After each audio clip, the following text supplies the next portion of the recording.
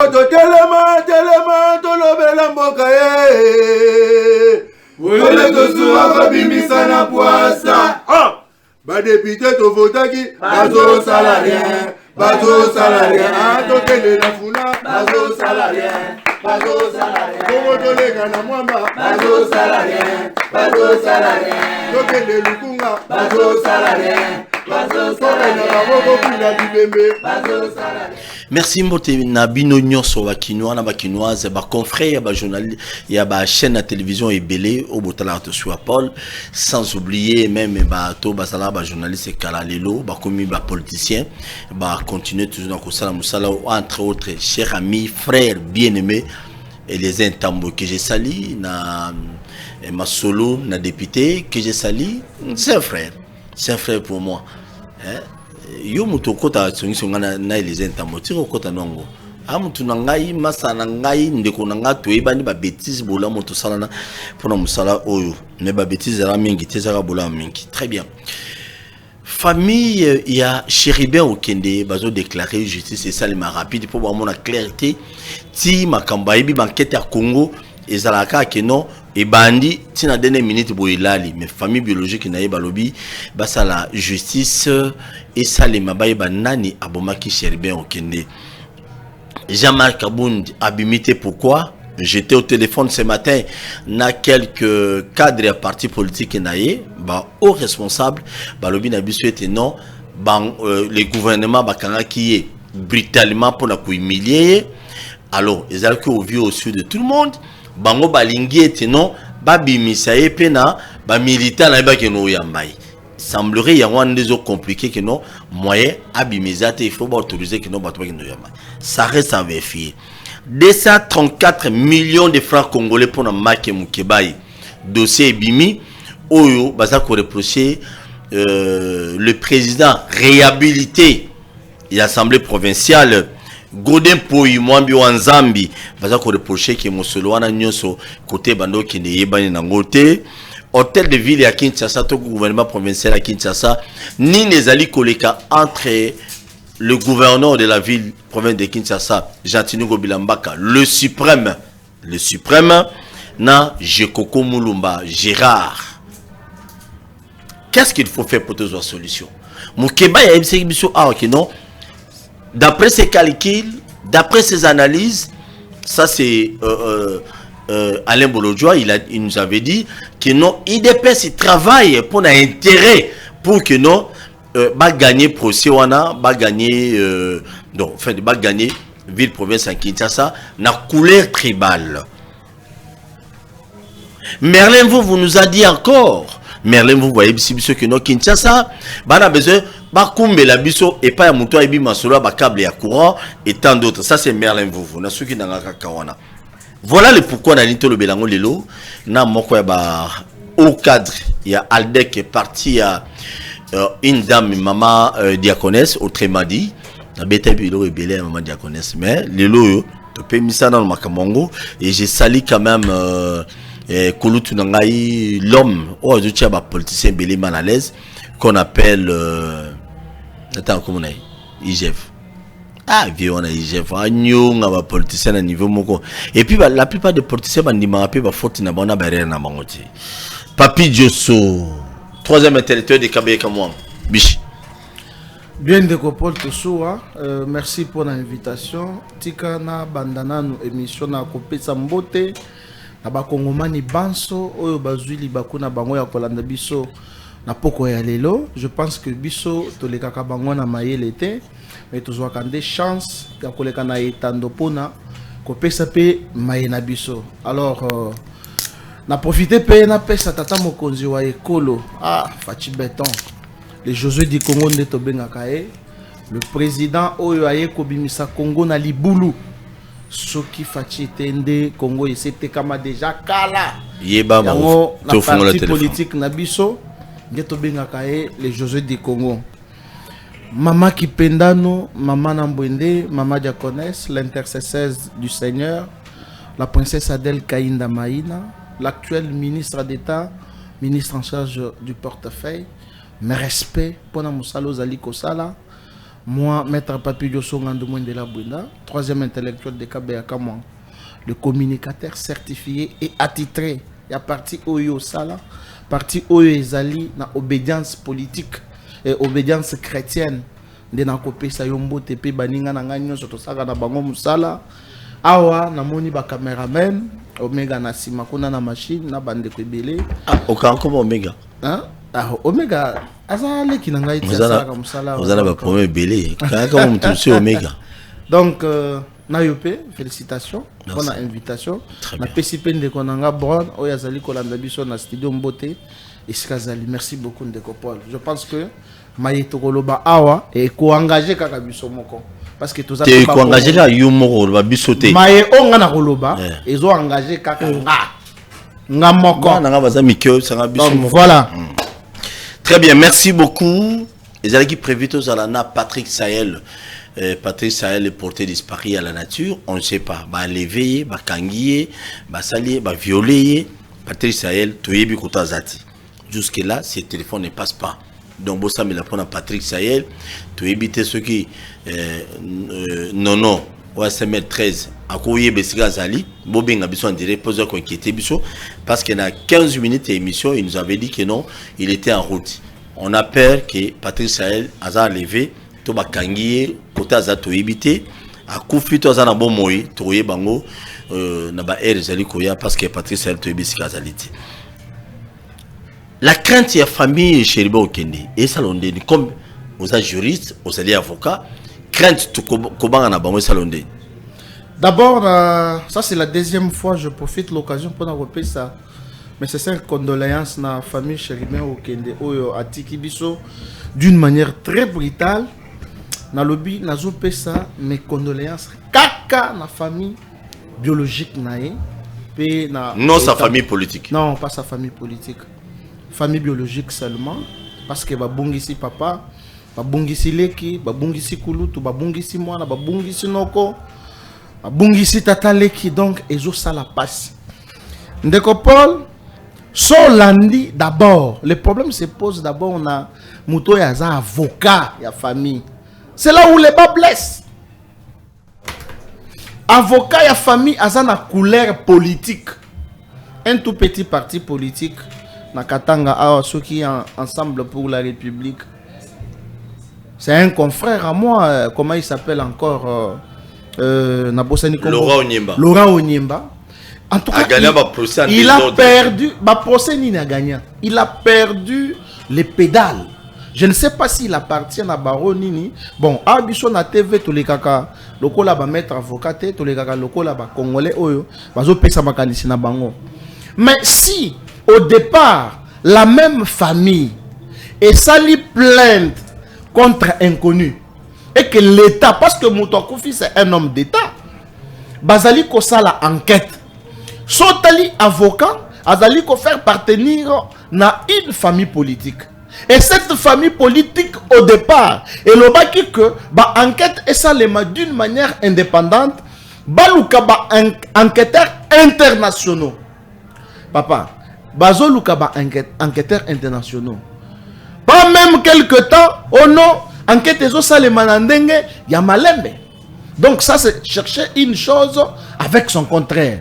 Et ce que moi je suis en train de voir, ce n'est pas la famille à Chéribin ou Elobi Makamboyo, mais c'est Laurent Onyembe qui est leur avocat. Et avocat Oyo Azali Kozo instruction na patron na bango. Donc Makamboyo zo wutate et pas ya famille ya le fait Chéribin Okende mais ezo wuta plutôt na famille politique na bango. Donc bazali ko tia pression na l'État pour que l'État a ça là ba enquête. Et ceux qui passent l'enquête mbango, résultat est bibi, bango moko ba les premières personnes, il y a qu'on contredire, tout qu'on contester. Ba enquête wana. Moi je demande à la famille, bien sûr, ezo ça la passe. Bobungisi ndeko nabino, bobungisi papa, bobungisi mobali, et ko ça la passe. Mais seulement laisser le temps à l'État congolais de poursuivre les enquêtes pour toyeba nani abomi Chéribin Okende pe vérité et kobima et belé bakokima. Sur belé bakokima d'après vous bato union sacrée vous reprochez qui na makambo. Non, aussi longtemps que enquête n'a révélé makambo te, comment tu reprocher? Mais pourquoi ko lobaki non bokokima comme un non, juriste? na lobby est belé bakokima. Comment? Parce que tant enquête est juridiquement ou bien politiquement? Non, politiquement, pas juridiquement. OK. Et belé bakokima parce que nécessairement bato yo ba sali kuwana bazali bien que toyebi bangote. Mais lorsque les enquêtes vont révéler que tel ne a participé qui na meurtre wana, ne na le but que belé bakokima parce que ba quelques indices c'est comment qui kolakisa o comment na muto ko tuté na 14h mais muto azo tuité azo lobela enlèvement mais enlèvement ayé ko salema na 16h donc ba tuité pour na enlèvement avant enlèvement. Est-ce que ça peut se concevoir? Wana zolo ba selon maloba o ya non, il y a des journalistes. Non, pas selon moi, je ne suis personne. Moi, j'ai fait des analyses qui me sont propres. Par rapport, il y a différents tweets au Tolandi. Il y a des journalistes au Basomba Bango, il y a des camps politiques. Moi, je te félicite parce que vous êtes resté un arbre au milieu du village. Ceux qui m'abbé ezali na quand il y a union sacrée, Paul Tosso le bakango au bangagate. Ceux qui paient m'abbé ezali na quand il y a opposition, il y a foitio opposition, il y a pete oh le bakape yango. Donc yo au soutenir camp politique mais toujours mon confrère na bino mususu je ne sais pas moi quoi bazali ko défendre m'abbé. Comment vous pouvez vous imaginer que Mouto y a cour constitutionnel na 16h02 pour déposer un document mais enlever à partir il y a 14h. Est-ce que ça s'explique? Donc démarche à famille on est bazo senga makamango des chocho bana raison. Non. Ou bien il faut bâtir non, il faut bâtir l'État. Il faut bâtir l'État tant pour passer la banquette en approprié. Mais je pense que tu tout même quelques membres de la famille, il y a Chéribin, la famille biologique dont je parle, battu tout et Bazo s'est posé la même question que je suis en train de me poser. Comment on peut tuer pour un enlèvement avant l'enlèvement? Donc ça ne s'explique pas. Voilà pourquoi je demande avec toute humilité la famille Chéribin Okende, la famille biologique, bana mwasi na bande ko mususu bazala calme na babokilo oui baza aussi touché na basemeki bazala calme parce que l'état zali na kati ya ko sala musala pour que bafusoye wana babima na poisa. Très bien, merci beaucoup. Jusque là liwa ya Lumumba parti se mairie Lumumba muto boma Lumumba boy tout le monde na ba documentaire, c'est un belge, c'est un azano vivant moko na bango tikala vivant. So biso ba congolais to vandi na biso ka boy to yebi ke muto boma Lumumba c'est un belge a commencé à 85 ans to na 90 ans to tikala biso yi. Qu'est-ce qui nous manque pour les lots to fâché pe de télémi et keba yo et keba yo boma pe Lumumba to remorquer pe na Congo. Oh ba belge va récupérer non ba belge va récupérer tu trop porter pe tu on a peu plainte. Oh non, on est allé conflit d'État. Oui, mais conflit d'État, mais Lumumba qui n'a pas boy. Montaboma est peut-être à ça non vivant. C'est par là qu'il y a une tolo qui non m'a lié chez bien tout le monde a peu clair. Ça devient de trop. Il y a des politiciens, il y a récupéré, il y a ngambo union sacrée, le là bas. T'es ngambo union sacrée to récupérer. C'est là na obeta bino biloko ça calme. Union sacrée va récupérer dossier. Ensemble pour la nation, va récupérer dossier. Ensemble pour les Katanga. Pépère de côté, silence des morts là dans le cimetière. Parlou. Non ça. Voilà tout. Bah c'est là va poste ministériel. Oh banal bango tout mutu na mutu avant ne calme. Mais Ezali Liwa ya mutu, c'est un père de famille, c'est un politicien, c'est un homme qui a servi cette nation. Toi on a besoin de yeba Liwa na ye nani abomiye. Les autres ont tant ébélé beau. Toebi na Congo. Les actualités régnera mingi 72 heures.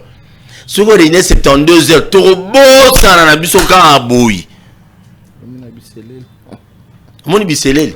Maman biselel ka moko bi fort bakangiye aner bobo bakangi biselel. Dernière minute mona. Boyo. Ils ont la libo comme tout à pondu. Na lobi na sens moi ma bête. C'est ça. Nabi biselel ba tout à pondu. Et après tout ça, et ça me tourne en andaku. On a vu vidéo à Bisselé. Du coup, il est chez lui à la maison. Tu es au Kalobia. Oh, moi, on va aller nani. Jamais Kabundi libéré. Non, le bilan. to le belango na muto union sacré batika ba je moi expliquer quand même ba kinois oh jamais kabunda bimi oh allez na benga bato jamais kabundo non ne bakanga ki ninga bato ebele boy biso pe to bimise pe ninga bato ebele ah bosa ça biso ba je te commune toi baso bana minote quand même Congo ça quoi appartenir muto à la signature les lots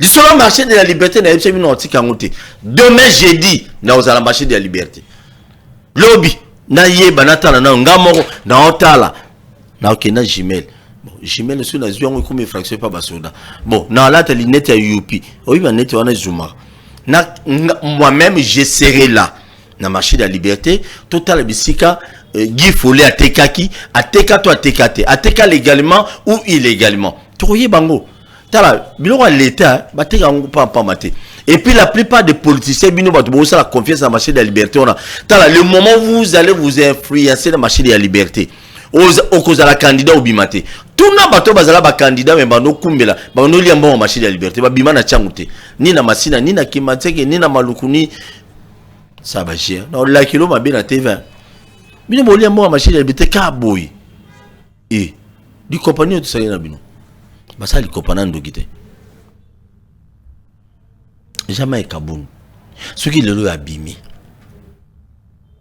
kitoko to kitoko te zala gentil bon na bandana na regret moko na ocho yo kozolo ba na beti bino biloko non ah beti bino biloko zala gentil papa moi sinon ozotala biso papa Maman Louise n'a pas sur Maman Louise, Maman Louise, moi soy Maman Louise. Ozo Josso Mukeboy. Josso Kumboy. Taninga ninga kosabiso. Beta bilo. Maman Louise, beta bilo. Merci beaucoup. Alors au lobby peut perdre silence. Mais bazui modèle ya initiateur nango. Yé ba benga kaye l'incarnation du silence. Recteur. Le recteur du silence. Aolobanini. Parce que moi, je fais une analyse à telle enseigne que le président honoraire a ébu Kolobalinga la bienté, français bienté. Donc, ce qui ont toutes les langues du Congo. Non, rectifier. Bah, discours au Kabila, bah, ça la kuna na parlement. Merci. Ah, ça la tina Nations Unies. On est au monde au Kabila, la question. C'est la gentille. La question autour. Non, toujours. S'il vous plaît. Non, ok. Non. Je sais. Maman lui a la biso. Na respect même ya moi so balo tchana ndako. Honoraye. Mi bali bazale belé, batika ko honoré té. Mais yo honora Maman Louise. Papa, quand tu dis que non Joseph Kabila est bon le ba français té. Ba discours Joseph Kabila ça tout ce temps. Mais même nga nazana bureau nanga. Er moko ba sala ka discours. Natalika bon discours eza bientôt eza malamu na bandi kotanga. Kotanga c'est différent na koyeba. Je pense que j'ai bien répondu. Alors, Kobimaya Jean-Marc Kabunda, Mabé Tomalam. Je commence d'abord par dire que Jean-Marc Kabunda, c'était un monsieur Oyazaraki dynamique, brave. Dynamique, brave. Mais qui a déçu tout le monde. Comment? Excès des ailes. Abus de pouvoir. C'est-à-dire que au moins ndenga nazana yoboy oza kulutu nanga tokozala tozalaka yo bien mais du moment où oza DG ya chaîne OMSA je vous dois du respect en tout état de cause nakozala nazo solo na yo nazo seka na yo mais je dois rire avec respect nakozwa gentillesse na yo te nakomisango lokola oza master nanga. C'est ça ce que beaucoup de Congolais ignorent. Ça c'est de 1. De 2. Nazana Paul Tosoua. Tozo solo la bien. Je m'excuse. Togo la baninga. Mais pour Paul Tosoua ba nommé ministre, il y a communication. Il y a médias et communication lokola mouyaya. Ce n'est plus le Paul Tosoua on a bandai ko solo la naïe. Il est devenu excellence. Et donc, quand je vais parler à Paul Tosoua, Excellence, Monsieur le ministre. On a bien. Bon, ça n'est pas bien. C'est là, non. Excellence, au monde, on va gérer. Excellence, d'audience, monsieur le ministre Paul Tossoua. Oui, monsieur le communicateur. Voilà. Sacré. C'est comme ça que je dois vous Voilà la parler. chaîne à tonalité. Ça, c'est de un. De deux. Nabandaki koya nanda kwepa na yo. Nako kota pamba pamba. Toko vanda to solola. Ça ne sera plus la même chose que Tossoua a commis excellence. Mais c'est le Que ministre. naya nandaku nabanda kokota pamba pamba. Non, là je viens chez le ministre. Je dois venir sous audience. Ngai nabandaki ko solana Paul Tossoua tozo benga na pamba pamba. Ndesiko tango komi ministre, un homme d'état, ce qui nazo lingana ke ne pas na ye to na bureau na ye, c'est comme ça que je dois avoir l'audience. C'est ce qui a manqué à Jean-Marc Kabound. Jean-Marc Kabound a moni qui a commis pe na moment où il a comme président de la République. Il a commencé à envier le poste au Ndekonaye, au Babunda naye, à Zakinam. Jean-Marc Kabound a été destitué dans l'Assemblée nationale. Qui a fait que Kabound Zonga en tant que premier vice-président? Mais c'est le même mouton à Zobundisa. À la place de Jean-Marc Kabound, même ceux qui Félix Tshisekedi, le président de la République, a posé la Makamona, je ne pouvais pas connaître na TV, Kolobana, Félix Tshisekedi, de la manière dont Kabound l'avait fait. Jean-Marc Kabound a commis kokende, même na cité ya Oya, pour na kokota, azolobana bagarde, non, boko tisanga, ngai mutu, na sala ke ye a comme place wana. Ah bon? Jean-Marc Kabound obosani ke ozalaki mustronger. Jean-Marc Kabound obosani ke okosa papa Etienne Tshisekedi koza mutu ya kota ya Katanga.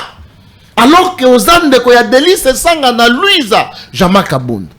Jean-Marc Kabound obosani pas signo so mona na IDPS. Quand tu es devenu député, tu es devenu le premier vice-président de l'Assemblée nationale. Il fallait qu'on engage Batou. Est-ce que Kabound a engagé Batou? Kabound Toyoka qui est aux Zombongo, il y a ba carte de membre.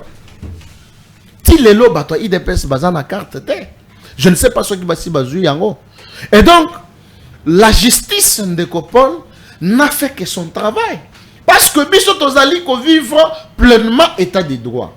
Oza moninga ya mokonzi, oza ndeko naye, mais aussi longtemps que tu as violé la loi de la République, mibeko ekokanga. Banzuzi bakokanga. Yangonde Et maintenant, oui. Ce qui Jean-Marc Kabound a bimi, c'est la victoire de Félix Tshisekedi. Parce que Batoyo Balobaka. Mais Batikala Kosambi. S'il vous plaît. Non, s'il vous plaît. Là, c'est la justice. Batikala Kosambi, ça a été. Ndeko Paul Tossoua, la justice est indépendante. C'est la justice Ezo Kanga, justice Ezo Sambisa, justice Moutoko condamné, pas justice Moutoko tika. Si la justice n'a pas jugé, c'est que a trouvé un élément tant que il y a Kolandela pour que Mouton a comme devant juge naturel naïe. C'est ça le véritable état du droit. Moi je me dis, si Kabound a bini les lois en prison, oui, tu là. Pourquoi? Parce que à Moutou, à Salimbeba, justice est corrigée, à Bimalibanda. Voilà l'état de droit dont on avait besoin. Tout le monde, c'est là, vous allez troisième intellectuel de Kabeka. Bien confirmé. Après Papa Tshisekedi, vous allez parmi ma lignée, Papa Nebzo Tshisekedi. Mais justice a corrigé. Bayoka, jamais Kabound Kambala Moko.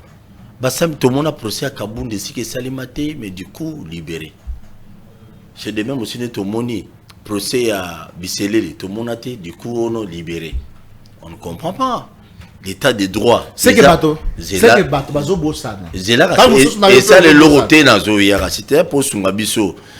On m'a dit, tout le monde qui n'a pas de procès, au vu aussi de tout le monde, bien que tout le monde va arriver à l'côté belé, au babimi, au kaba bimi, petit momi wana. On m'a dit, fille wana, comment on est Mariana Sugina. Eliana. Il faut qu'on a comme on Eliana. Supplicité, Nyama Eliana. Supplicité. Tu veux qu'on dise Bimi. Ana supplicité. Mon Bon, vidéo, là- bon s'il vous plaît, ça la calme là tout le monde. Si quoi tout le monde va procès à Batumoussous, tout le monde va procès à ba conflit parcelleur, na ba parquet, na ba cour au tribunal belé, tout le monde. Mais à Kabundi tout le monde a été, il y a Bissele tout le monde était, ou on a état de droit, tout état de nini. Ezaka- Ezaka mutuna na tout. Non, Ezaka état de droit. Mais Mais je n'étais pas. Non, Na comprendre place aux arts. Mais non, na comprendre place aux arts. non, on comprend de place mutuna na ngezali. Na comprendre place mutuna na yo ezali. Voilà, Depuis ebandeli na suka. papa bana nga ba mikolo ba bongo ba linga nga boule. Na ba olinga lo Créer boule une de infraction. nini. So ito solo bela makambo ba kidnapper ba bato ya koyokela mawate. Non. C'était déjà même à abattre. Abattre publiquement. Bazalaki. Soto. Vous savez, moi j'ai Ba beta toujours. boye. Mais ça c'est beta bon. Oui. Moi j'ai toujours. Ah oui, puis aussi mon duc. Na lobby. Est-ce que parlement na biso? Voilà pourquoi Koutou, il faut changement ya classe politique. Na faut na parenthèse avant na ya na Changement ya classe politique. Ah, tika viemboso. Ba vieux wana ya viemboso. Ba o balala ka avec ba Molière. Tika mboso avanda na papa. Même les pépé, a komi pe mukolo. Mboso. Oui, pépé a komi mukolo. Ako ça sur politique té. Ako ça il faut azan arrêter. Babi batumsu ba. Azan na biso union sacrée mais ça c'est un avis dépendamment de ma volonté ou ezali engager bongo baati. Bango tout. Mende. Bango tout. Cheo Kitundu. Na lobi boy. Cheo Kitundu. Yepe kutu. Na lobi boy. Ndeko Paul Tossoa. Depuis 2000, ce qui a tali na arsenal juridique na mboka na biso. La peine de mort. Na fond la bino téléphone. Alobi atangi mboso. Leader ya Kaluka. La peine de mort existe. Mais il y a eu un moratoire. Moratoire ezali koloba une mesure suspensive. Il y a suspension, il y a nini, il y a mesure wana. Mais qu'est-ce qui empêche nos parlementaires il y a qu'on lever mesure wana? Kaba bomi. Kaba wana yo to moni ba kidnapper wana. Pourquoi ba tu ya boye na flagrance nde bakangi bango? Kena ba na stade de martyr wana nde Mobutu asalaka ta parce que la peine de mort existe. Pourquoi on n'a pas fait cela? Parce que tout le monde kaba wana azalaki mutu ya premier lot na bato bakenda kanya makases. Et même le général Kassongo serait cité na dossier wana. Que bopesi soki $600 mwana na bino azongi. C'est comme ça que kaba azongi e wana Kinshasa. Ça ce n'est pas normal. Général. Dans le but général Kassongo. Kassongo va sali bien de ba remplacer. Oh yazalaki commissaire provincial à la ville à Kinshasa. De la police. Babé ke chikapa. Yekutu chika pesa pepe il fallait akendata na Kizamvwete. Kizamvwete c'est ça qui ça. Kizamvwete c'est ça. Ah yo pena kabiyera mwanga salo na mutu. La katakonkombe alors. Kabiyera mwanga wana. Fallait akende kuna. Très bien. Beta biloko. Comment vous pouvez vous imaginer que Kabaka accueilli na l'eau premier, je dis bien premier lot ya bateau bakenda kanya makasese. Kabaka bazalaki wana. Ala tibot ya jaune na borwana ya bleu wana. Il s'est retrouvé encore na Kinshasa ndengenini azongeli kidnapping na ye. Et puis à kidnapper ba Eliana ba vidéo donc vidéo ya Eliana na vidéo ya ndeko na biso biseleli. Il n'y a pas aucune différence, il n'y a pas de différence. C'est pour Eliana non s'il vous plaît mais non c'est là toujours perdre l'idée. Non s'il vous plaît. Non il faut te sunga batu bata la biso. Eliana chaki boy. Asa boy. So biseleli la kumba magi boy. Mais ezatenge mo. Pour nous eza soni to c'est comme eza soni. Non. Même pas batu na police c'est biso hein. Eza soni ya mboka. Et je vis votre confrère pe na évité monde na bino ba journaliste oyo. Qui? Nani? Oyo Akima wana nani comment il s'appelle? Katumbi apesaka soki 250 000 wana. Na évité. Lobaka makasi wana. Na ébi comment on n'était pas vraiment tamba comme batu. Voilà. Ngaba na ba liké na zala Kinshasa papa. Pourquoi tout le béton? S'il vous plaît. Et attends tout la sala. Ba bomaki bango boyete pona nini? Fallait ba boma bango. Banane. Baka wana. Ba big boy. Mais il y a ne so ba bomi ma ka gagner pour na batubele. Mais pour ninga chaki ga. Ba net ba biselele wana. Et au comment l'appelle? Vous savez, j'ai croisé un pasteur qui dit il n'y a qu'au Congo oyo komona mutu bakangi justice et lobby na muibi. Na chilo ba benga muivi. Muivi wa mangala. Hein? Oui. après Moutoua le Bomoni Abimi, il y a comme excellence. Et je crains aussi que Bissele la comme l'issue excellence. C'est ça ma peur. Na nazalaka muyibi comme excellence. Non, tu vas y aller, tu vas qu'on a autant combat, s'il vous plaît. Là, c'est le pasteur là qui l'a dit. Ça fait mal. Au moins, on va payer moi parcelle de pouvoir à commis un excès. Le col à Kaboun. Kaboun, il faut abîmer. Pour moi, exactement que la justice existe au Congo et l'état de droit existe. Il a été reproché de quoi? Kaboun d'avoir reproché. Justice est mal reproché. Bah reproché qui est Makambo belé outrage au chef de l'État,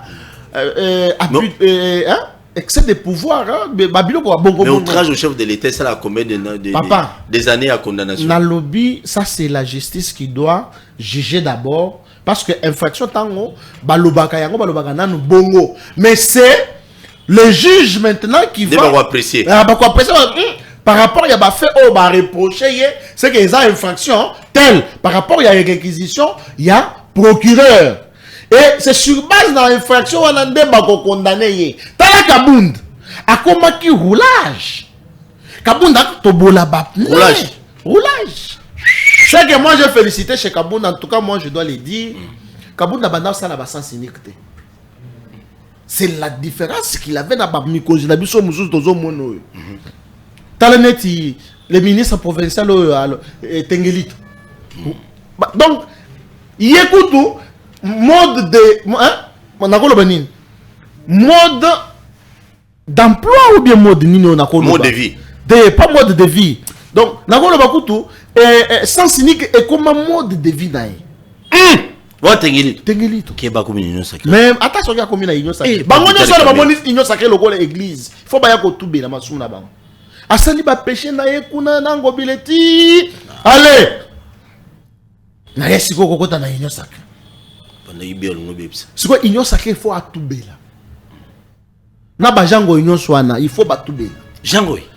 Na moni na communiqué moko boye au député ya MLC wana au basali motion contre Kodempo.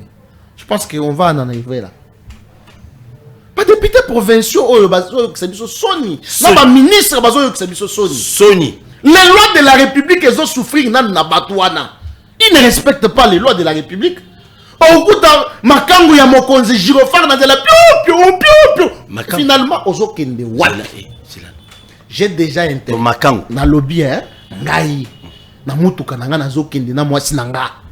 Papa na bloqué bango nzela. Autant na mutuka bo excellence azate. Jeune fille moko azwi lokolo acheli kolo. Mais je vous dis, c'est bon. Bazana un système ya konyata au moins likolo wana. Kiti wana achebo. Wana la mukolo mutuka tikali na. Mais wana la pantalon. Wana zaki na pantalon. OK. Ça fait mal Ndeko Paul, ça fait mal. Ata tokolo batoko seka ezo sala passe. Makambo Jean-Marc Kabunda banda ko sala ezaki bien te. Mais justice a apprécié les lots. Mais justice biso toyoka ki il était devant. Non, et le Congo bimi ndenge nini. Azalaki liboso ya bâtiment administratif na ba avocat nae. C'est sûr que il y avait des mesures oyo et zoamaki pour que pour barimela ngozo bima eza solo eza lukuta a libéré tout solo eza vrai que jamais Kabunda a libéré on a libéré bon rappel azo confirmé mais selon les informations à notre possession il était déjà dans la procédure et azala libéré. Le problème c'est quoi? Jamais Kabunda azalaki na chambre de conseil. Au moins pour muto azala liboso ya bazuzi po ba juger normalement ce qui bakangie bakendra na ce qu'on appelle chambre de conseil wana avocat na ye na ba juge wana ba vandi ba ko tuna mituna par rapport ya ba fait oyo ba sali ko reprocher. Et maintenant ba pesa ka délai il y a 15 jours et zalaka renouvelable. C'est ça qui a fait que au moins na ba dossier mususu non depuis accueilli ba juger na nouté non bazo juger mais na chambre de conseil là ce n'est pas un procès oyo ba ils ont publicité. Oui, ils ont publicité. Très bien. Donc muto ya yebité ça c'est un avocat vertébré. À comprendre que muto yo a une procédure normale. Justice tant ça la procédure na et na ba procédure mususu ezalaka secrète ba ko tiango na place publique et surtout que muto bakangi aza mutu ya oran azali un homme d'état. Muto c'est ce qui va juger quand na bien te et ko sala makelele na la population. C'est comme ça que bakana bango bakendaka nango quelquefois na secret, quelquefois babimisi encore pour que population ayeba mosala nini justice azali kosala. Donc très bien. Merci beaucoup donc Jean-Marc Kaboun jusque là. Attendons na boloko aller à Vungulu il y a dernière minute, c'est sûr certain il peut sortir d'ici là. Espérons bien si Royal Massik est vérité information ezali fiable et crédible 243 millions de dollars américains pour na Mike Mukebai des francs congolais oyo batikala ko futa été donc banane ba futa en assemblée provinciale bozoyi bango mais entre makelele ya ville à Kinshasa lelo oyo troisième territoire de Kabeya Kamwang na ebete yo beta biloko tout biloko beta pena biloko qui a tort qui a raison conflit à Kinshasa ya gouvernorat il faut ngobila balongolaye calcul politique qui va gagner. Merci beaucoup. Et pour l'intérêt de quel camp politique? Merci beaucoup, Ndeko Paul Tossoua. Je suis tellement désolé naba homme politique ni balenyo sur Tikotanga. Tellement désolé. Ezala le gouv Jantiningo Bilambaka. Ezala le pasteur Godempoy.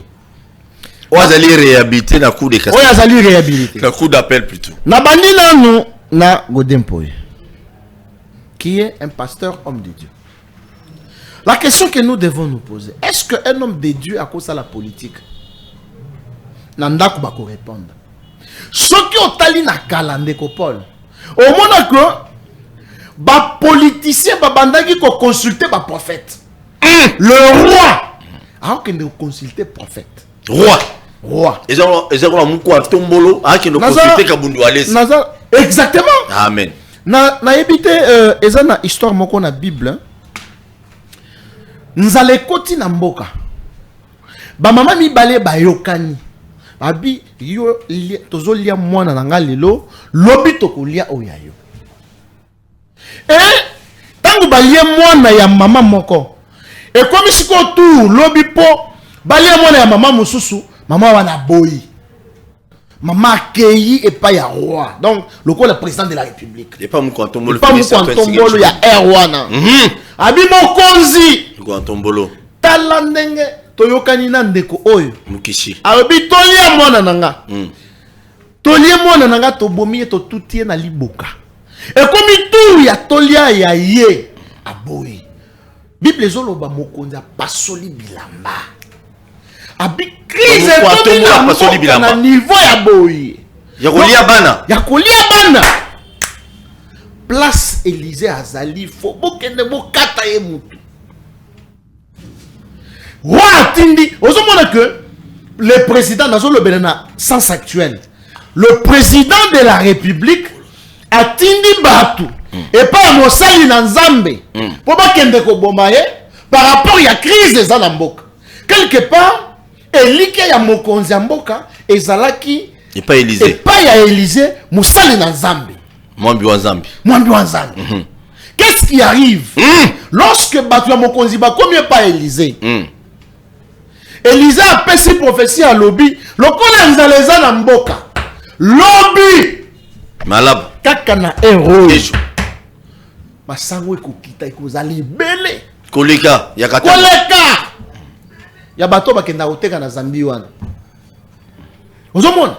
Donc mutu moko azalaki wana achete mbembe. Elisa lobi mais yo komona ngo mais okovivre yango te. Qu'est-ce que je veux dire par là? Et ça le mabongo.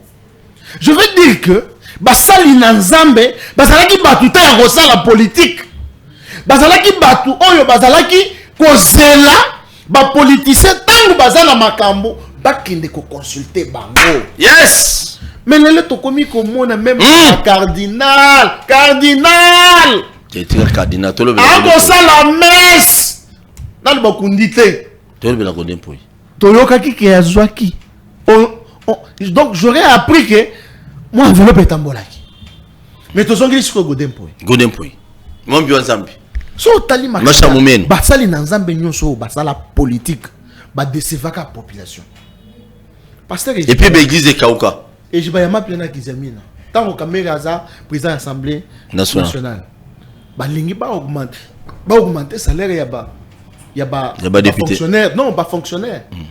Les deux députés ont battu les maca farouchement. C'était Jibayama Piana. Oyonani, on a Otiko Tango Nani.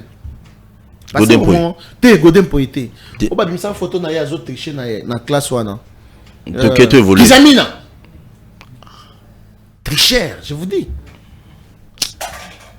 Bangonde batele maka pour que ba augmenter salaire ya ba fonctionnaire te.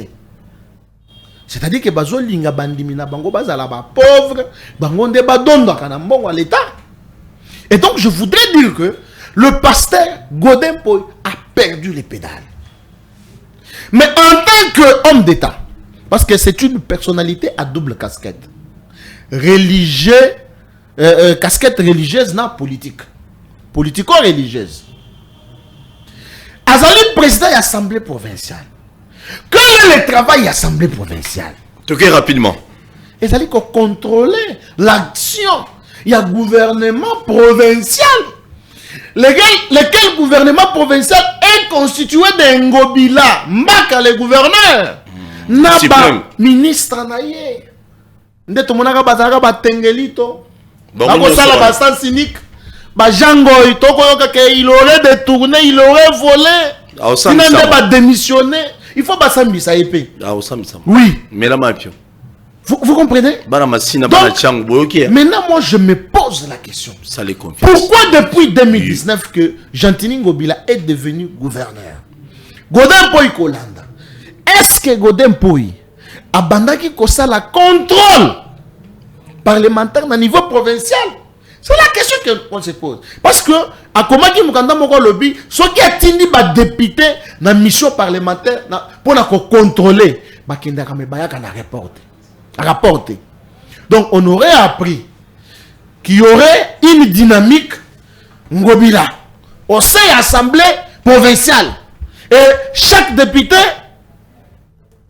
a trouvé à Zouaka environ $4,000. C'est comme ça qu'il n'y a pas d'émotion pour contrôle Ngobila, pour destituer Ngobila.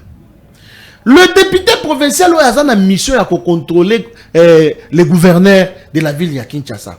C'est les mêmes députés qui ont la motion où ils ont protégé le gouverneur de la ville. Où est-ce que vous avez déjà vu ça? Or, ceux qui ont tali na minute au Bandeko Paul, il y a, semble-t-il, une crise entre ces deux institutions-là. La ville de Kinshasa et l'Assemblée provinciale. Qui a tort alors? Bangonyo Soumi Balé Baba Tomagui. Ezala Jantini Ngobila Mbaka. Ezala Godem Poy. Parce qu'au début, Godem Poy n'a pas montré qu'il faisait les contrôles. Qu'est-ce qui a motivé Godem Poy pour y avoir le contrôle en 2023? Ce qui est au tangi article 197. Totanga moké, s'il vous plaît. C'est par là que moi je vais finir. S'il vous plaît. Article 197. Elobinin. Lorsqu'une crise politique grave et persistante menace d'interrompre le fonctionnement régulier des institutions provinciales, le président de la République peut, par une ordonnance délibérée en Conseil des ministres et après concertation avec le bureau de l'Assemblée nationale et du Sénat, dissoudre l'Assemblée provinciale. Est-ce que vous avez... François est pété. Parce que le groupe Jantini Ngobila Mbaka et l'honorable président Godem Poy bazui ba affaire privée na bango. Bazo linga ba kende nango tina ba institution o bango bazali ko diriger. Et o linga ebota crise. Voilà pourquoi je demande à monsieur le président de la République, le garant de l'Inde, sur base il y a article 69 il y a constitution. À dessous de l'Assemblée provinciale et à Kinshasa. Et base il y a article 197 il y a constitution. Panzabango. Assemblée provinciale. Parce que ceux qui a dissous de l'Assemblée provinciale, même ngobila pe akokende. Comme ça, CENI est organisé élection, même ceux qui totikali na 6 mois ou 5 mois. Tout est à 3 mois. Ah, va organiser une élection pour que tu vivre les choses aventure. Très bien. Moi, j'ai fini par demander au président de la République la dissolution de l'Assemblée provinciale de Kinshasa sur base de l'article 197 de notre Constitution. Parce que mes gestions sont totales. Parce que non seulement mes gestions, mais il y a aussi une crise entre les deux institutions. Très bien, merci beaucoup. 243 millions de francs congolais pour Mike Mukebai, porté disparu jusque-là. Moutoro Foutango Azalité, Toyoki semblerait avocat naïe, va porter plainte. Na président Godempoy. Règlement des comptes. Vous savez bien que Mukeba. Mais sur le bien règlement des comptes, oui, c'est ça non. Ah, vous savez que Mukeba il a Godempoy ba yo kanakate. Mais moi je ne peux pas encourager que salaire ou ezali na caractère social pe alimentaire ya mutu bakanga yango. Salaire na ekutu eko disparaître ndenge nini. Eko se volatiliser ndenge nini. Parce que mon il faut les à la compte. À moins que ba suspendre avec ba mesure oh ba salaki que non ba privé na ba émolument na. Là on peut comprendre. Mais ici Mukeba quel que soit buzo banaye. Quel que soit makambo ya salaka ba propos oyo ya haine oyo azali ko sala. Makambo oyo azali ko se comporter non pas comme un élu du peuple Mukeba qui a aussi dessus bana ya lingwala. Quel que soit ba makambo na enyo swana. To ko mona na télévision na senglé. Na état moko semble-t-il y a ivresse. Et moi? Ah, beti moi. Voilà mon lobby. Na lobby semble-t-il parce que to mona ki bongo. So tali mission wana na ndenge ba bandaki. C'est bon, toi avancer. Je ne soutiens pas ça. Si salaire il y a Mukebai 243 millions de francs congolais. 234 millions. 243. Ok. 243 millions de francs congolais. Ouais. Ce qui est allé détourner, en tout cas, dans le Senga na Godempoy, le col a réhabilité. Et ça là, et ça ngobila, parce qui s'ambongo yande koan. Parce qui c'est l'embongo na. Mais salaire ya Godempoy zangobilate, c'est Godempoy. Mais comment ils ont défendu un gobila boy to Non. Tout ça la analyse. Numéro 1 assemblée provinciale. Pas de problème. C'est Ngobila. Okay, ça non, c'est Godempoy. Okay. Non, sont des réalistes quand même. Si le gouvernement, s'il y a les impayements, barrière à ma ministre provinciaux, à Kinshasa, tout le monde a malamonko, Gentili Ngobila. Mais si il y a que Mbongo ya ba députés provinciaux et Kangama, surtout à Mukebai, Ndekonanga Mukebai, Ozana Boloko, na pesio mote siko zana na makala. Bon, na batu nyonso o bazali kuna, Mbongo nyonso tolobiso 243 millions de francs congolais, c'est beaucoup et kosunga moi sinena bana na imi balé pour que no basala makamusu ceux qui Godempoy ne azali na nabi ceux qui Godempoy azali na cause ya mosolo oyo tokosenga kino Mbongo na ifezonga pour que non Mike Mukeba zo na ba droit na. Il peut s'avérer que c'est vrai que c'est Godempoy qui est à la base parce que na Kolanda Mukeba ses interventions au moment que Bazali a conflit na Godempoy peut à kosala pour l'accès que ngainde président de l'Assemblée provinciale. Merci. Donc voilà. Na petit couple Rocha Matadi au bazana Lyon en France. Batala to so Paul Mingi na bakino ba lobby TV vraiment libale lamu. Toujours des invitations, je serai là moi-même bien que bino boakuna na Lyon. Toya no mupepe, mais toya na biso. Rocha Matadi couple na Lyon, ya ba congolais. Plein de bonnes choses na bino no so na maman bobota mapasa nzela mukuso bobote mapasa bon avantage na mikili bana bazo systématique bo jemela na sima na bango Rocha Matadi mon bali mukona zwa na virage na ngai ozo makam Luala ba Kolwezi Kasa oriental Kasa central Mweka Lwebo Kenge Mushi Ibanda Taku sans oublier bana nyonso Ngalima bazolela na to ya insécurité zali makasi na Ngalima. Je suis de cœur avec vous dans sa émission lobby et photo bando lobby lango. Il y a un groupe de gens bakanga ba civil mais bakanga batu ndenge na yokaki lobby et pas moko ba invité na biso Mike. Il y a une nouvelle élan. Il y a Muzitu qui est bakanga batu fimbo bali akuna bakanze kosana makofi mbange tenga maka peut-être après makofi ona.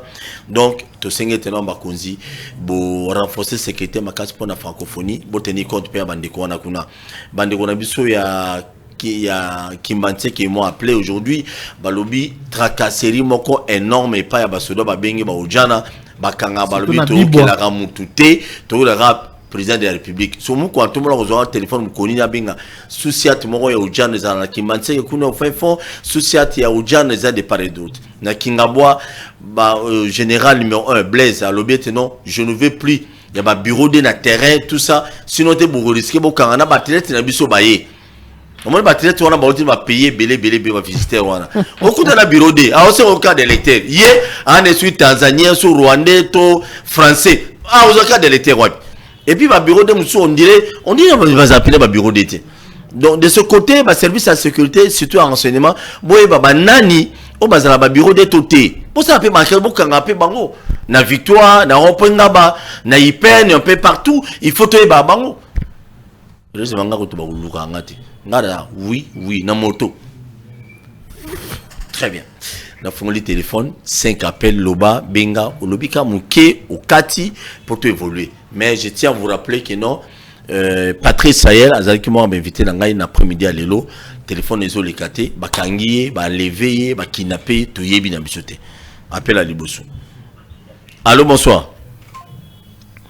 Donc Patrice Sahel c'est un frère pour moi donc et ça il passe parce que le téléphone a joué à ma sûreté na yebite so bakangeli wapi donc et ça la finalement passe mingi. Allô bonsoir. Oui allô bonsoir. Obengi biso wapi komonani. Oui c'est monsieur Patrick na bengi depuis Mongafula. Oui papa Patrick toujours ka rapidement ndeko.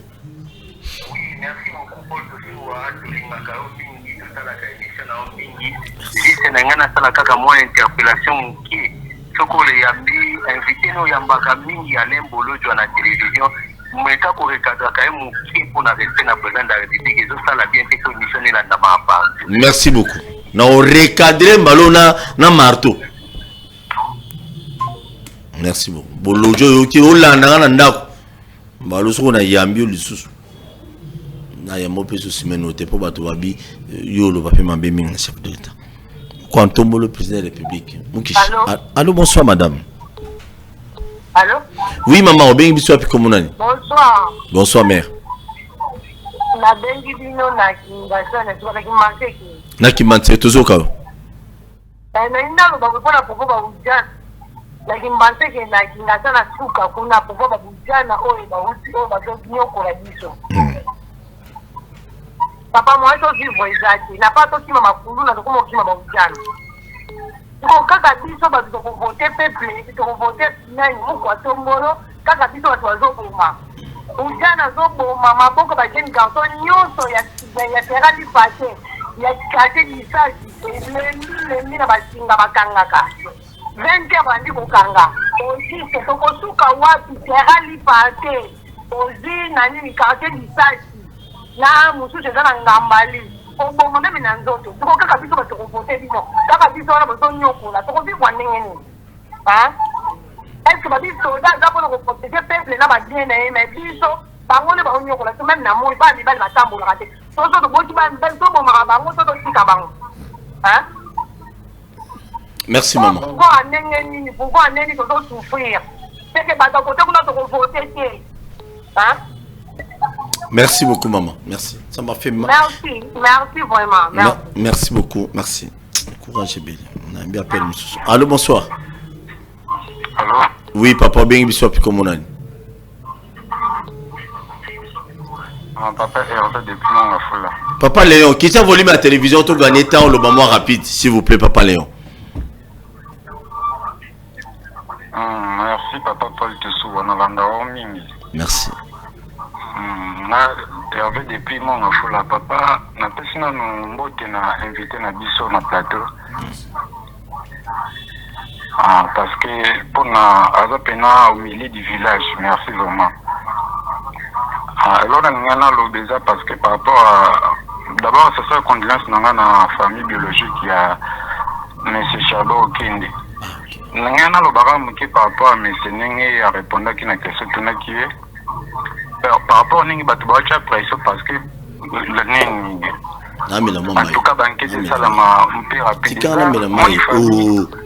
baza vraiment na posa ba vérité baza vraiment na posa ba vérité ba politiser moté ozo comprendre ba même on a ndenge moko ya politique ti parce que ça fait vraiment mal pour otala makambo hein un ministre honoraire ya transport enlever la bongo et ça pena passe makasi en tout cas ba politiser moté parce que tu vis ba enquête moko ndenge kenda to moni abato samsa bato akinape o ba akinape bato pour ça malungezati ça dit tu tika lo yebate ba hotel ba baza hotel ya makambo na tu yebi ba moti kaka bo moni bato ba kinape tout ça et file si ba si bato makala donc ça c'est tout tout vraiment dans tout cas batika makambo na tout la pena justice ça la pena le plus vite possible parce que ça passe ça la passe makasi. Merci beaucoup papa. Merci beaucoup. Merci ndeko mswa benga. Merci beaucoup. Bon, maman procès na bana ngoloba. Bana ngaba mikia. Loba boyo procès nga pe le bébé. Allô bonsoir. Allô bonsoir. Bonsoir. Le moment makasi ndeko tozo ka bengi wapi komonani. Bonsoir Nicole. Oui, bonsoir. Na nini na moto azolo baba ko isa lesusu gouvernement provincial ya Kinshasa. Ya ona nini tuna na pouvoir on a 5 ans combien de gouverneurs ba ko changer na ba province pendant que tozo kende na ba élection sur 3 mois etikali. Bango bazoli na lesusu ba ko isa gouvernement est-ce que parce que ça biso ba vandi to ba théâtre. OK. Parce que biloko wana biso peuple congolais tozo souffrir. Pour ça la biso ça to kende na ba élection moko transparent. Pour bazo ça élection la distraction. Bongo abonné ko ba yibi ba biloko na bango ba chez. Tango Nero atuna ka ba yitsa yango bila bango batali boso bateli la ka Nero. Quand les gens c'est comme les sous et bah on a beaucoup ça macaroni parce que distraction tu sais que l'élection moi comme là tu sais que l'élection tu vois macaroni ya bah nani des sous ya on a gagné ici. Merci, très bien, merci beaucoup. Bon le baram mukuse bo réalisation ba kata biso. Allô bonsoir. Allô. Oui, obengi wapi komonani. Allô bonsoir. Obengi biso wapi komonani papa. Obengi na commune ya Monga Fula na 47. Oui, tozoka. Papa Paul m'a fait inviter na biso pasali nae. Ouais. Alobi kaka likambo ya ba kinape soko landi okomona kaba la kisaka fakir moko oyo ezalaka na plaque ya hotel de ville na ba image ya kaba. Bon akoma ekotambola na plaque ya hotel de ville ndenge nini. Vraiment mboka na biso ezali. Merci beaucoup papa. Très bien. Merci beaucoup. Oui, Boli Misanga n'a obligé au cadre de ton émission à 16h36 si je ne me trompe pas. Donc tout ça vraiment trop débordé parce que l'émission sous le programme ou la chaîne à télévision les bossos l'isolé à plaque et à hôtel de ville il faut un numéro oyo et bien et dérangeant. Allô bonsoir. Allô. Robin Wapi comment on papa? Oui, allô, bonsoir, Ndeko Paul. Oui, papa. Oui, na bengi depuis Tevers. Tozo Kandeko. C'est Patrick Diam. Patrick qui t'a volume à télé, Patrick. Yo m'to clôturer l'appel. Ok. Merci. Na lingana compléter na likambo oyo Ndeko lobby par rapport ya plaque de matriculation au Kaba Bandai Kozanango au na mutukane wana ya rouge. Ngai vraiment procureur pona nini atuna ki ete makambo ya plaque wana azwaki yango wapi pe mutuka wana ezalaki nani atekelaki yango tolinye tozala na baprécision ya koyeba eske eza en complicité te na bato mosusu baza na hotel de ville oyo baza na kopi ya makambo ya monsieur kabakaba wana po parce que ndenge toza boye ti totikali na flou tozokoyeba te nini oyo Kaba azalaki en complicité na batu oyo batindaka bango mpona kokinape selon par information oyo toza nango na bapossession mosusu y compris na hôpital moko oyo yebi wana ashi wana tokotanga kombo te oza nango baendien mosusu baza wana bazali na soupçon ke bango nde motu baza na kopi ya kosala kokinape bato mba kozwa bato bare na badokter mosusu oyo oyebi tokotanga kombo te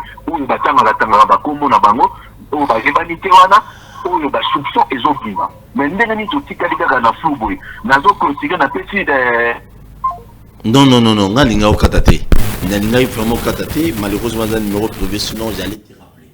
Parce que au lobby dans la non, oyebi, nga na yebi le hôtel. Na yebi dans le hôtel, je ne connais rien du tout. Bah hôpital, aux autant à Tangawana. C'est bon? Les sons ça passe? Ok, merci. Na yebi ni mutozo lo bawana, ni bo pitozo lo bawana, na yebi dans la banque. Malheureusement, kaba plaque.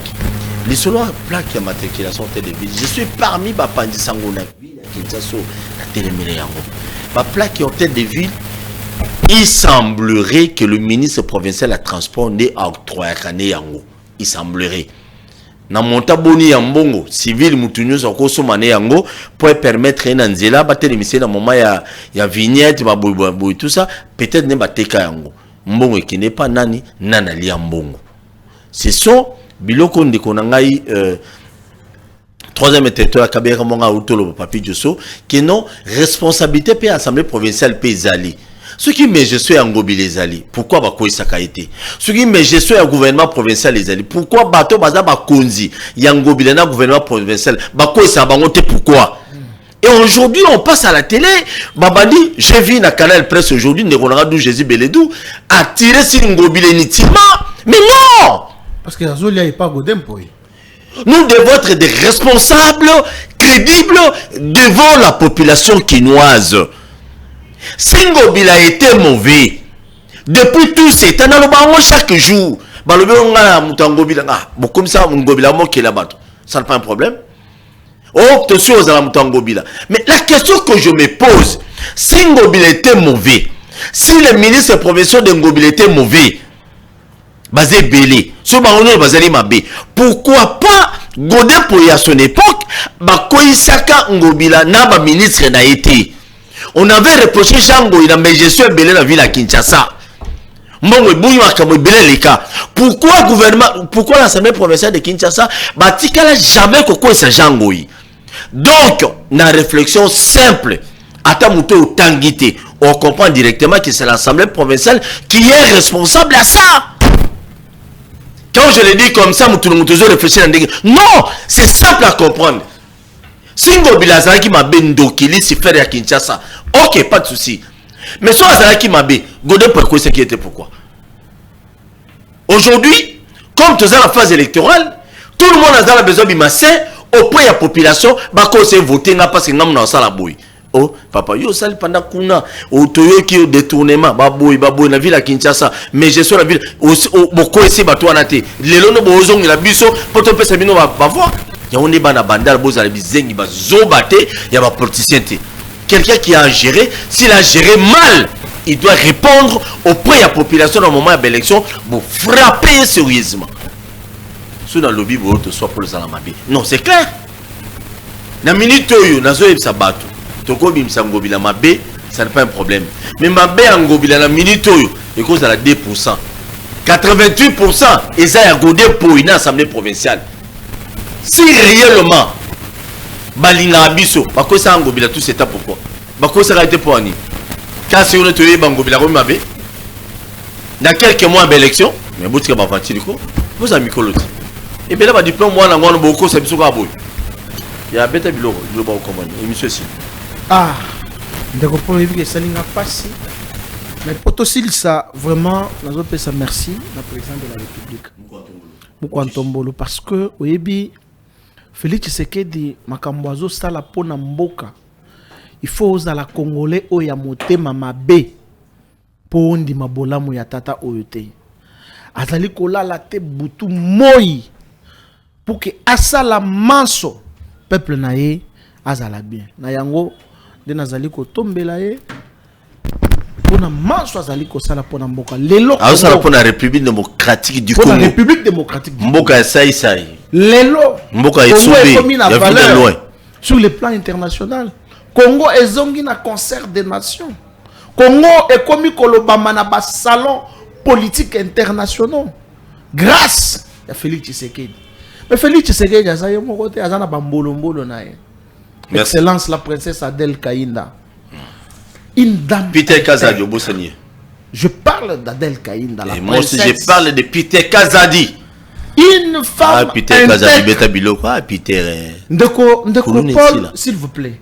Oui, puis que il y a un parti politique belé au côté qu'on a démocratie chrétienne et bon il est président chrétien. Mais ce que continue à kati ya ba parti wana au moins il loko moko ya christianisme te. Mais tant ozo ya et pas ya la princesse Adèle Kainda Maïna. Maman intercesseur. Ozo kuta ozo tala mwasi bonzambe mwasi nzambe Maman Adèle Kainda asola kilo te. Te yolo ba maman na yo. Non s'il vous plaît nazolo banane très important. Maman Adèle Kainda, la princesse, une ministre oya bossa na kaki ministre na ye po alala na se tolo na se assemblée nzambe. Et la plupart y a ba prière na ye. La plupart y a prière. Y a maman la princesse Adèle Kainda.